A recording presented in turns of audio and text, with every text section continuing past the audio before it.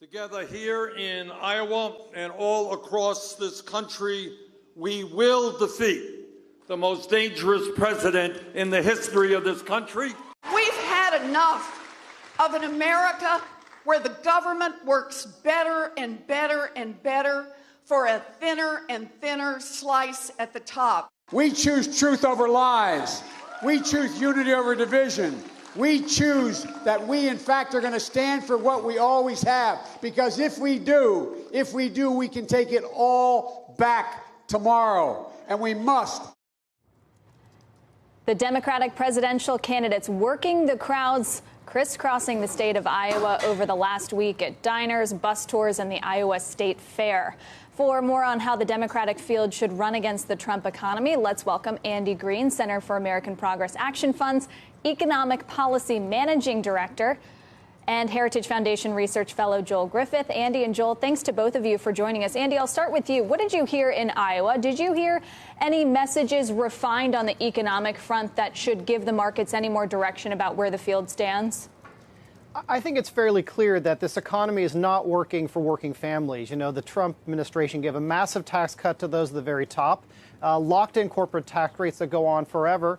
And working families are working longer, working harder, and the minimum wage is not going up for them. So I think it's a pretty clear message that we're going to have to make sure that working families can be part of the middle class. And I think you see that among all the candidates in Iowa.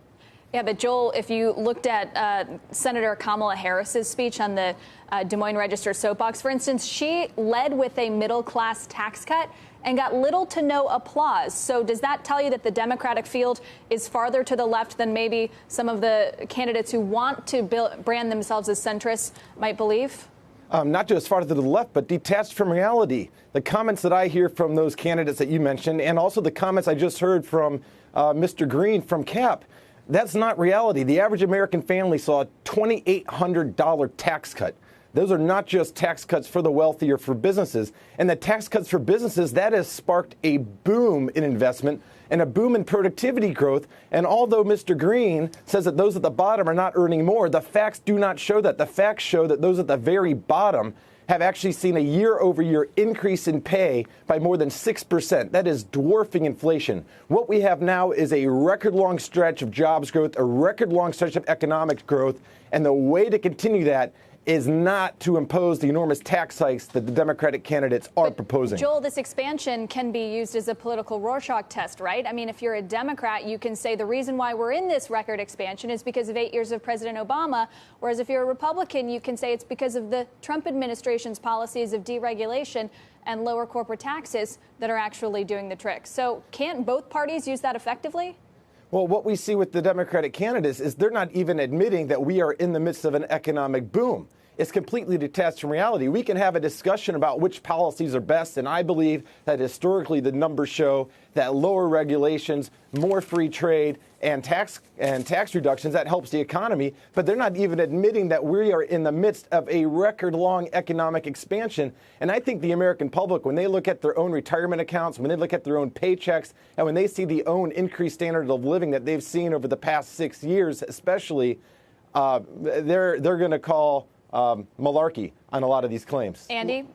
Look, opportunity to respond? The boom has been for those who own stocks, CEOs, and those at the very top. The bottom 50% of Americans, and even the folks well squarely in the middle, the bottom 50% of Americans own less than 2% of the nation's wealth. They've seen their average wealth drop by 50% since 1999. So it is simply not the reality that people are doing great in this country unless you're at the very top. And I think that, you see a lot of Democrats with various different plans coming forward to try to address that. But the common theme is that working families are not doing well. And this president, who ran for getting tough on Wall Street, who ran in some ways on getting tough on antitrust and monopoly, has done exactly the opposite, has done deregulation for Wall Street, has done nothing on antitrust and does nothing on monopoly. And all those folks, all those farmers out in Iowa, they're seeing tariffs hit their bottom line. So I think this is an economy that's not working for ordinary working families. And that was a key group that the Democratic field was trying to reach. We have 1 minute left, but I want to ask you both about a New York Times piece over the weekend that said Democrats are going to have a really hard time being tougher than President Trump on trade. Andy, can they make that argument?